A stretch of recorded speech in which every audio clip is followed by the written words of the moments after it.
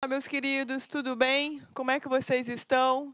Minha gente, na nossa aula de hoje, nós vamos estudar sobre o Estatuto do Idoso. Agora veja, meus queridos, o Estatuto do Idoso, ele cuida de uma lei, trata-se de uma lei especial e que, na verdade, além dos aspectos criminais, essa lei também traz algumas regulamentações vinculadas ao bem-estar do idoso. Então, veja que não são apenas crimes, né, nos quais o idoso figura enquanto vítima.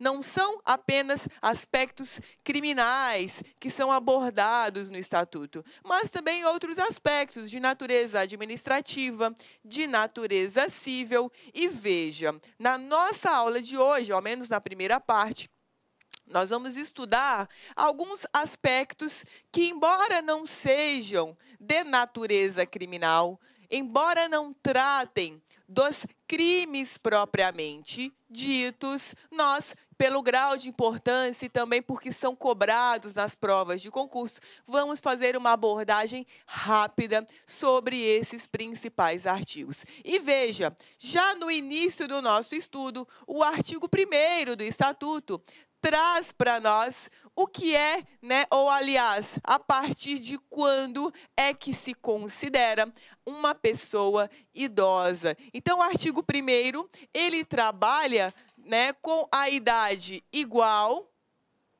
ou superior a 60 anos. Então, veja, a pessoa, na data, no dia em que comemorar 60 anos, ela já é considerada idosa para fins da lei especial. Agora, veja, na nossa matéria, o que acontece? No Código Penal, no Código de Processo Penal, na Lei de Execução Penal, por exemplo, nós temos algumas disposições vinculadas à aplicação da pena, ao cumprimento da pena e à prisão, que são específicas para as hipóteses em que o autor do crime, veja, autor do crime for pessoa idosa. Mas veja, esse fator etário que eu estou me referindo, do Código Penal, da Lei de Execução Penal e do Código de Processo Penal, por exemplo, são idosos, mais idosos, cuja idade ela excede a 70 anos. Então, veja que nessas leis diferentes do nosso Estatuto do Idoso, o lapso temporal para que a pessoa seja considerada idosa, ela extrapola os 60 anos. Então, veja, o que acontece? Nós temos essas leis, né? Usei essas três a título de exemplo. Código Penal, Código de Processo Penal, Lei de Execução Penal, todas leis anteriores ao Estatuto do Idoso, que é de 2003, e veja que o advento dessa lei nova, dessa lei especial, não teve o condão de alterar as disposições dessas leis anteriores. Então, por outras palavras, muitas vezes nós vamos ter uma pessoa que é idosa para os fins da lei do Estatuto do Idoso, mas, por exemplo, no momento da aplicação da pena, se essa pessoa tiver mais que 60 e menos que 70 anos na data da sentença, veja vocês, a ela não será aplicada uma atenuante, uma hipótese de atenuação da pena na segunda fase da dosimetria. Então, só para a gente entender o sistema. Por exemplo, no Código Penal, na segunda fase da dosimetria da pena, se o autor do crime contar com 60 anos na data da sentença, esse fator vai acarretar uma diminuição do cálculo da pena.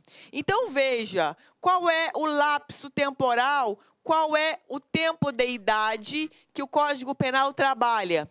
70 anos na data da sentença. Se o agente se encontrar nessas condições, a ele será aplicado um benefício no cálculo na dosimetria da pena. Agora veja, se por exemplo a pessoa que praticou o crime tiver 65 anos na data da sentença e ela praticou o crime, embora ela seja idosa nos termos do que estabelece o Estatuto do Idoso, mas ela não vai receber esse benefício no cálculo da pena lá do Código Penal, porque o Código Penal ele trabalha com 70 anos na data da sentença. Então veja que o time é de 70 anos e não de 60. E veja, a lei nova, o Estatuto do Idoso, não teve o condão de alterar o Código Penal. Então é isso que eu quero que vocês entendam. Vocês vão se deparar com muitas pegadinhas, especialmente com relação a essa questão da idade. O Estatuto do Idoso não alterou as outras disposições legais que cuidam da idade. Código Penal, Código de Processo Penal e Lei de Execução Penal, que são os exemplos que eu trabalhei com vocês agora. Tudo bem? Agora, afora isso, afora a denominação do marco, a partir de quando uma pessoa pode ser considerada idosa, o artigo 2º da lei especial, ela traz para nós os direitos do idoso. Então, veja, pô, professora, mas isso não é crime? Não, não é crime, gente, mas isso cai muito em prova. Então, eu trouxe o artigo para vocês. Então, veja que o artigo 2º, ele cuida dos direitos do idoso. Portanto, são direitos do idoso. Veja lá. O idoso goza de todos os direitos fundamentais inerentes à pessoa humana, sem prejuízo da proteção integral de que trata essa lei, assegurando-se por lei ou por outros meios, todas as oportunidades e facilidades. Ok, até aí, intuitivamente, você conseguiria marcar na sua prova, tranquilo. Para a preservação de sua saúde física, mental e seu aperfeiçoamento moral, intelectual, espiritual e social em condições de liberdade e dignidade. Então, veja, você que está aí já com a sua lei especial acompanhando a minha aula, que eu já cansei de falar, para você ter o material impresso, para você grifar. As nossas palavras-chave que vão cair na sua prova, quais são? Então, olha lá, saúde física e mental, aperfeiçoamento moral, intelectual, espiritual e social, em condições de liberdade e dignidade. Veja, em prova, o que eles cobram? Eles cobram questões, né, atípicas, diferentes. Então, já vi cair em prova a questão do aperfeiçoamento espiritual. Então, que era direito do idoso que ele pudesse frequentar o culto religioso de sua preferência. E aí você tinha que se recordar do artigo 2º da lei, que cuida justamente dessa questão do aperfeiçoamento religioso, espiritual. Então, pessoal, não é à toa que esse artigo está aí no seu slide. Grife essas palavras-chave. O comum, saúde física, saúde mental, isso aí não vai cair na tua prova. O que vai cair é isso aqui, aperfeiçoamento espiritual, aperfeiçoamento moral, aperfeiçoamento social, ok? Todas essas são palavras importantes. E esse artigo, ele tem caído sim em prova, por isso eu trouxe ele. Agora, além do artigo 2º, nós temos outro artigo que cai muito também, que é o artigo 6º, que cuida da obrigatoriedade de que uma pessoa deve comunicar às autoridades competentes sempre que ela souber que a pessoa idosa esteja sofrendo algum tipo de violação vinculado a essas questões trazidas no artigo 1º. Então, veja que o artigo 6º, ele diz: todo cidadão tem o dever de comunicar. Não é uma faculdade, é uma obrigação de comunicação.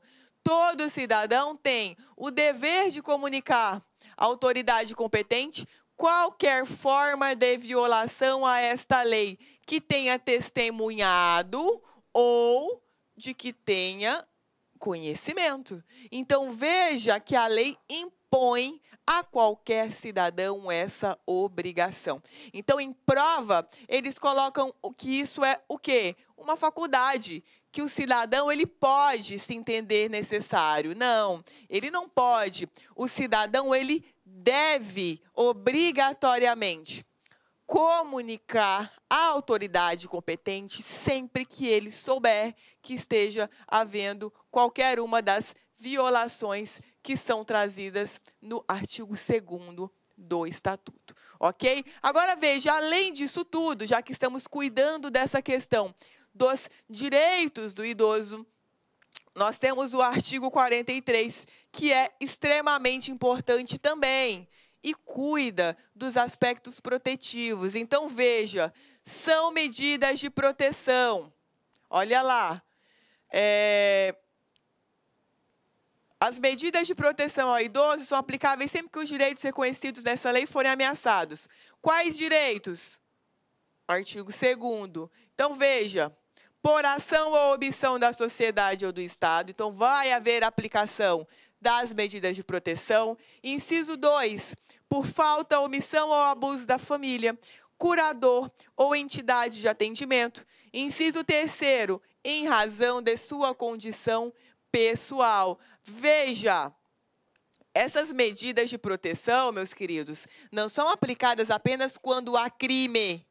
Não, muitas vezes você pode ter a violação de um dos direitos que estão previstos no artigo 2º de maneira sutil, de modo que isso não vai caracterizar um crime propriamente dito, mas já será passível de aplicação das medidas de proteção. Então, veja, as medidas de proteção estão elencadas no artigo 45. Então, portanto, verificada qualquer das hipóteses previstas no 43, o Ministério Público ou o Poder Judiciário, a requerimento daquele quem? Do Ministério Público, poderá determinar, dentre outras, as seguintes medidas. Ou seja, dentre outras, significa dizer para nós que esse rol não é um rol taxativo de medidas. Aqui no 45, nós temos algumas medidas que são trazidas pela lei, mas isso não vai impedir que determine outras assim que entender necessárias, ok? Se o juiz entender que as medidas elencadas aqui no artigo 45 não são suficientes ou não são eficazes, ele poderá determinar outras, ok? Não se cuida de um rol taxativo. Então, quem está com material aí em casa acompanhando, risca no artigo 45, rol de medidas não taxativo, ok? Rol de medidas não taxativo. Então, olha lá, quais são elas? Inciso 1º, encaminhamento à família ou curador, mediante termo de responsabilidade. Inciso 2º, orientação, apoio e acompanhamento temporários. Inciso 3º, requisição para tratamento de sua saúde em regime ambulatorial, hospitalar ou domiciliar. Inciso 4º, inclusão em programa oficial ou comunitário de auxílio, orientação e tratamento a usuários dependentes de drogas lícitas ou ilícitas, ao próprio idoso ou à pessoa de sua convivência que lhe cause perturbação. Como assim, gente?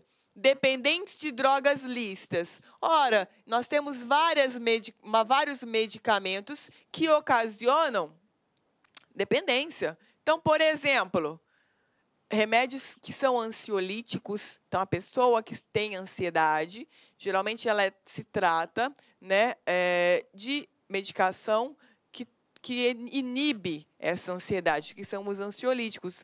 Muitos desses ansiolíticos, por exemplo, causam dependência. E veja, são drogas lícitas. Então, ainda que seja uma droga, um medicamento lícito de uso do idoso, mas que isso ocasione alguma violação de alguma forma a um dos direitos elencados no artigo 2º, então veja, integridade física, ela é atingida com uma dependência de droga lícita. E veja, não só do idoso, mas também a pessoa que com ele convive. E essa pessoa, desde que essa pessoa de alguma forma interfira no âmbito da convivência saudável do idoso. Então, muita atenção que isso aqui sempre cai em prova e eles cuidam que é apenas do idoso. Também, além do idoso,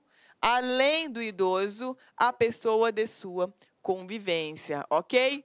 Quais outras medidas? Inciso 5º, abrigo em entidade.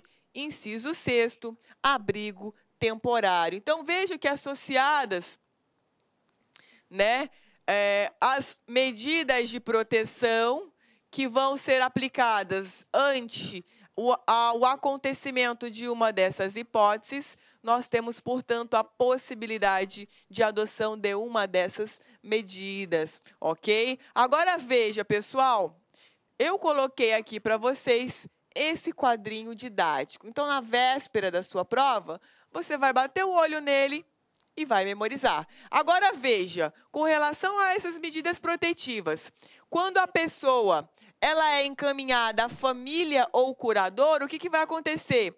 Essas pessoas vão assinar um termo de responsabilidade, ok? Orientação, apoio e acompanhamento temporários. Também, requisição para tratamento de sua saúde em regime ambulatorial, hospitalar ou domiciliar. Requisição, isso aqui é uma determinação judicial que vai impor ao poder público a obrigação de cuidar desse idoso. Olá, meus amigos, minhas amigas, eu sou o professor Lac e eu estou aqui para fazer um convite muito especial. Primeiro, você assistir o restante dessa videoaula no nosso site da Lac Cursos.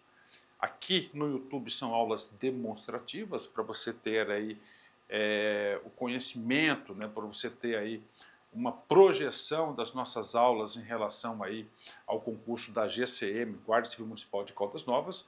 Nós temos um curso, cara, fantástico, focado nesse edital, um curso que eu tenho certeza que vai te ajudar.